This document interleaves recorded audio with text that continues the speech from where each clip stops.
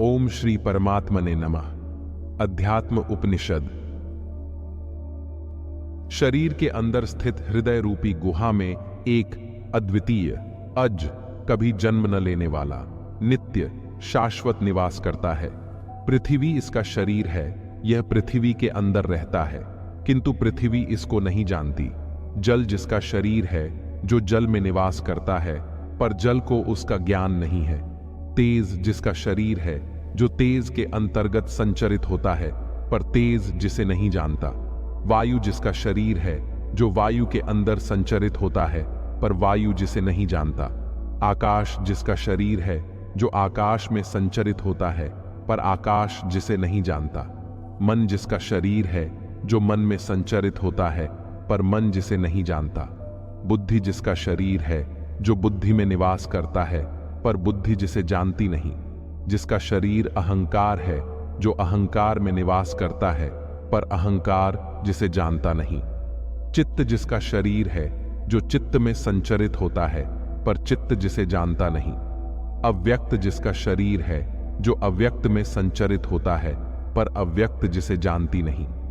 अक्षर जिसका शरीर है, जो अक्षर में संचरित होता है, पर अक्षर जिसे जानता नहीं।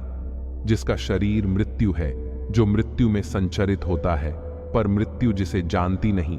वही सर्वभूतों में स्थित उनका अंतरात्मा है। वह निष्पाप है और वही एक दिव्य देव नारायण है। शरीर और इंद्रियादि अनात्म विषय हैं। इनके विषय में मैं और मेरा का भाव, अध्यास, भ्रांति मात्र है। इसलिए विद्वान को चाहिए कि वह ब्रह्मनिष्ठा, ब्रह्म ज्ञान के द्वारा इस अध्यास, भ्रांति को दूर करे। अपने को ही बुद्धि और उसकी वृत्ति का साक्षी मानकर स्वयं को प्रत्यगात्मा समझे। वह मैं ही हूं। इस सोहम वृत्ति से अपने अतिरिक्त समस्त पदार्थों से आत्मबुद्धि का परित्याग कर दे। लोकानुवर्तन, संसार का अनुसरण छोड़कर देहानुवर्तन भी त्याग देना चाहिए। देहानुवर्तन के पश्चात शास्त्रानुवर्तन भी त्याग दे। इसके बाद आत्म अध्यास, आत्मभ्रांति का भी परित्याग कर देना चाहिए। सदा अपने आत्मस्वरूप में स्थित रहकर युक्ति, श्रुति, श्रवण और स्वानुभूति द्वारा सबको अपना ही आत्मस्वरूप जानकर योगी पुरुष का मन विनष्ट होता है। निद्रा, लोकवार्ता, शब्दादि विषयों तथा आत्मविस्मृति का कभी अवसर न आने देकर आत्मा में आत्मा का चिंतन करना चाहिए। माता और पिता के मैल से उत्पन्न हुए इस शरीर को, जिसमें मल और मांस भरा है, इसे चांडाल के समान दूर करके काया के साथ स्व के बोध को त्याग कर ब्रह्म रूप होकर कृतार्थ हो। हे मुने, महाकाश में घटाकाश के समान परमात्मा में आत्मा को विलीन करके अखंड भाव से सदैव शांत रहो।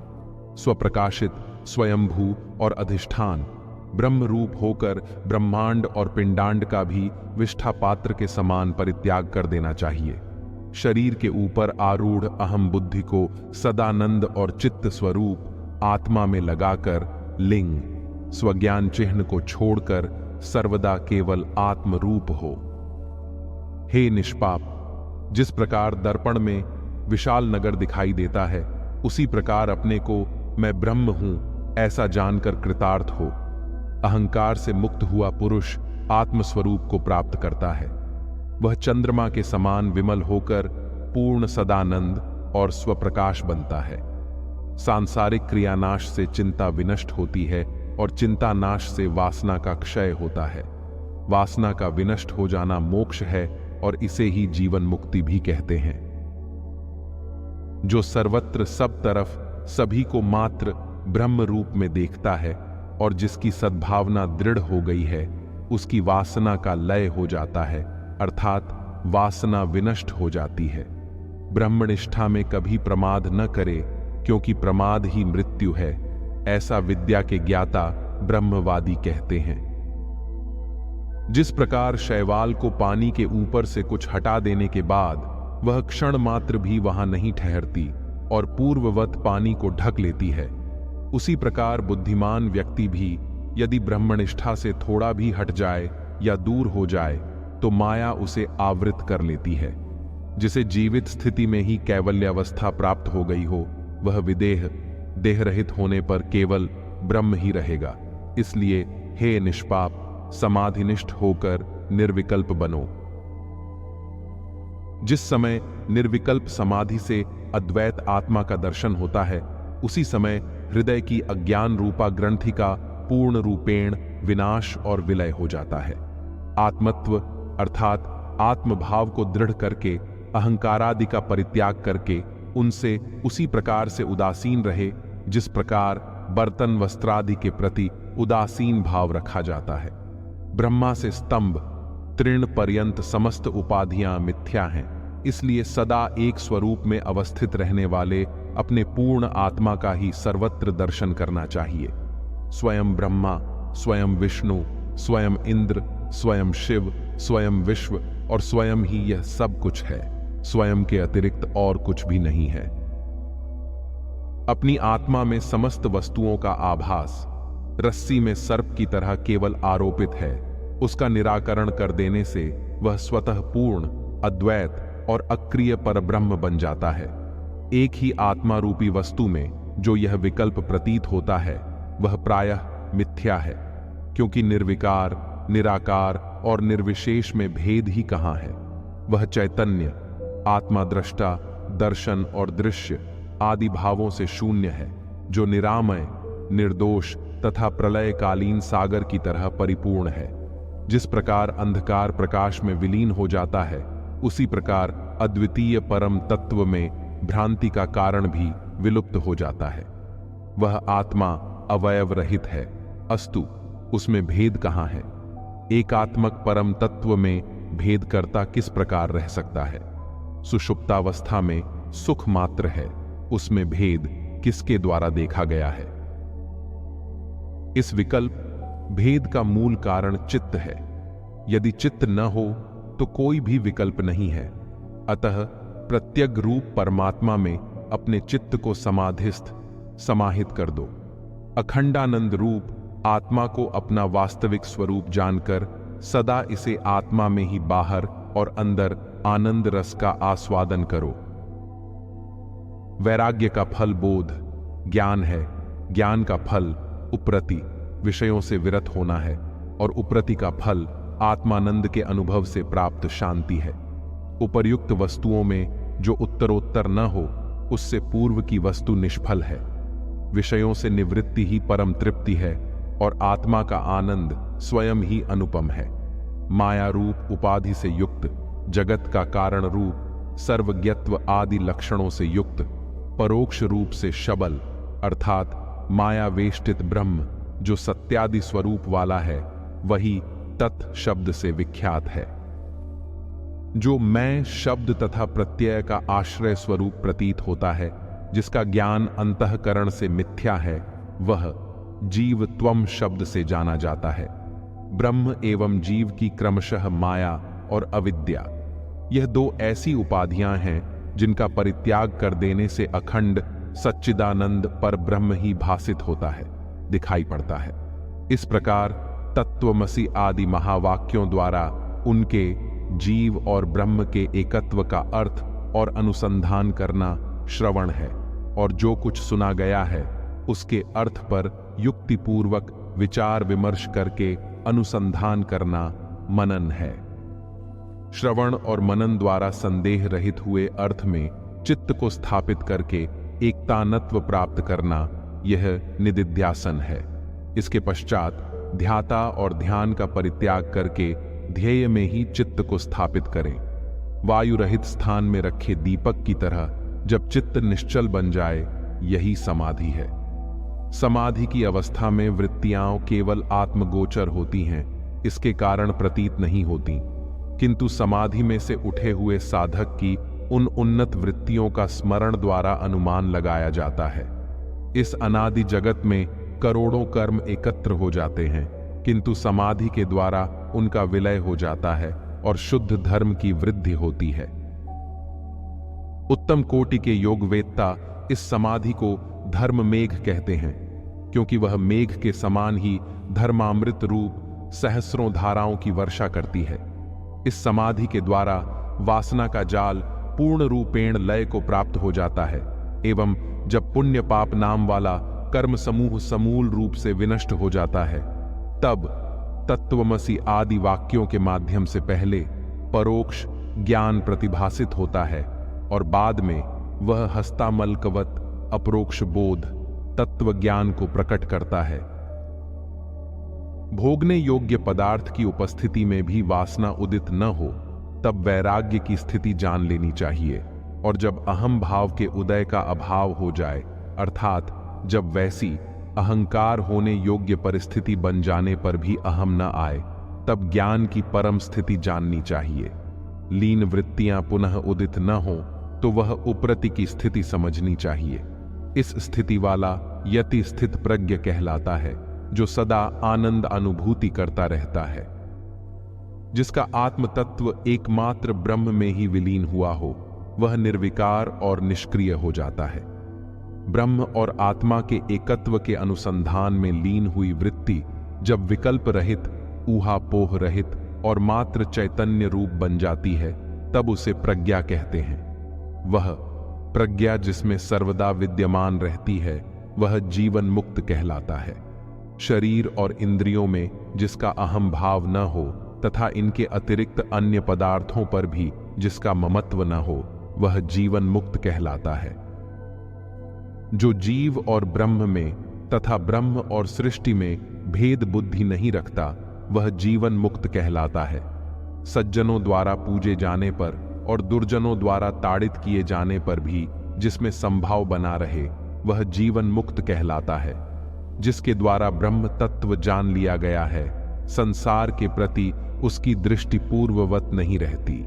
इसलिए यदि वह संसार को पूर्व के समान ही देखता है, तो यह जानना चाहिए कि वह अभी तक ब्रह्म भाव को समझा नहीं है और बहिर्मुख है।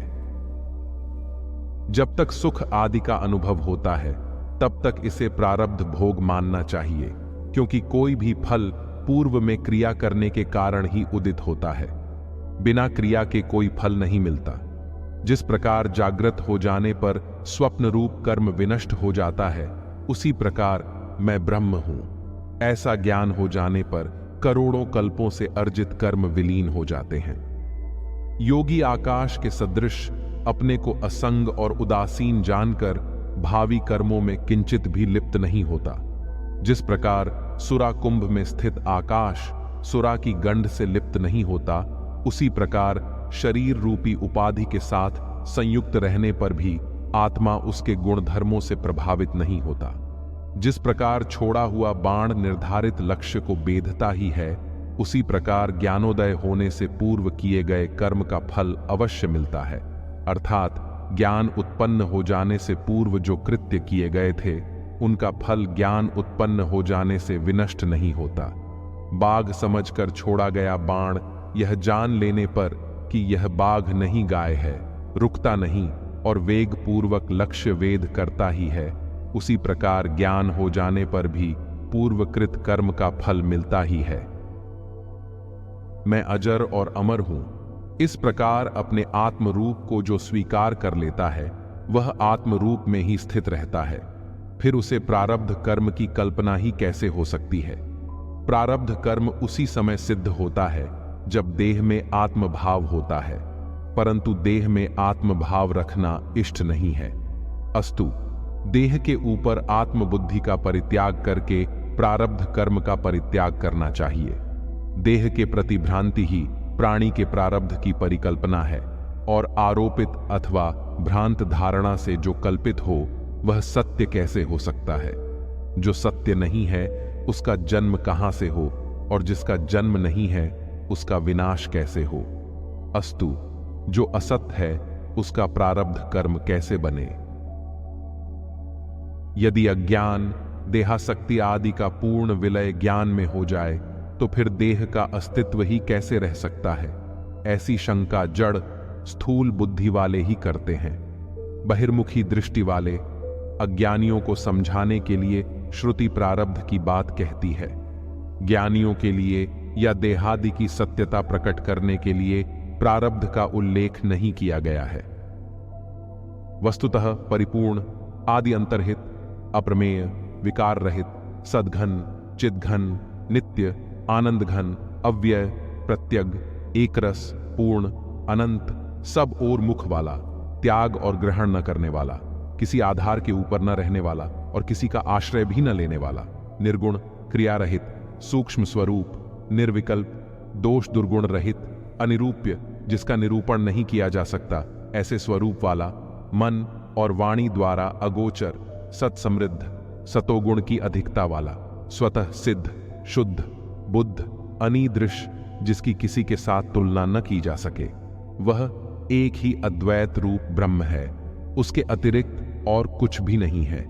इस प्रकार अपनी अनुभूति से स्वयं ही अपनी आत्मा को अखंडित जानकर सिद्ध हो और निर्विकल्प आत्मा से अपने को सुखपूर्ण स्थिति में प्रतिष्ठित कर। शिष्य कहने लगा, जिस जगत को अभी मैंने देखा था वह कहां चला गया?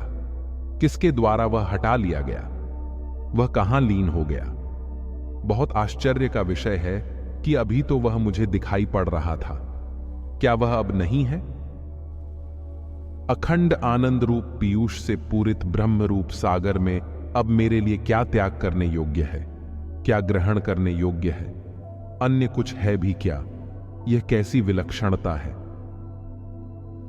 यहां मैं न कुछ देखता हूं, न सुनता हूं और न ही कुछ जानता हूं, क्योंकि मैं सदा आनंद रूप से अपने आत्म तत्व में ही स्थित हूं और स्वयं ही अपने लक्षण वाला हूं। मैं संग रहित हूं, अंग रहित हूं, चिह्न रहित और स्वयं हरि हूं। मैं प्रशांत हूं, अनंत हूं, परिपूर्ण और चिरंतन अर्थात प्राचीन से प्राचीन हूं। मैं संग रहित हूं, अंग रहित हूं, चिह्न रहित और स्वयं हरि हूं।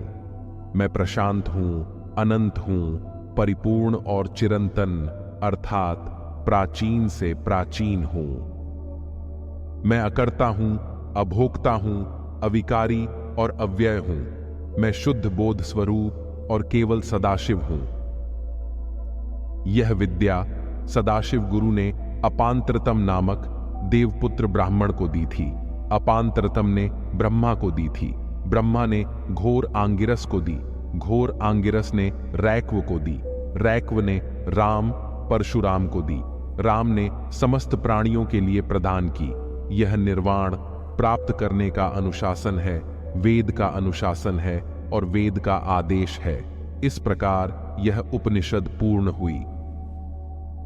ओम शांति विश्वम।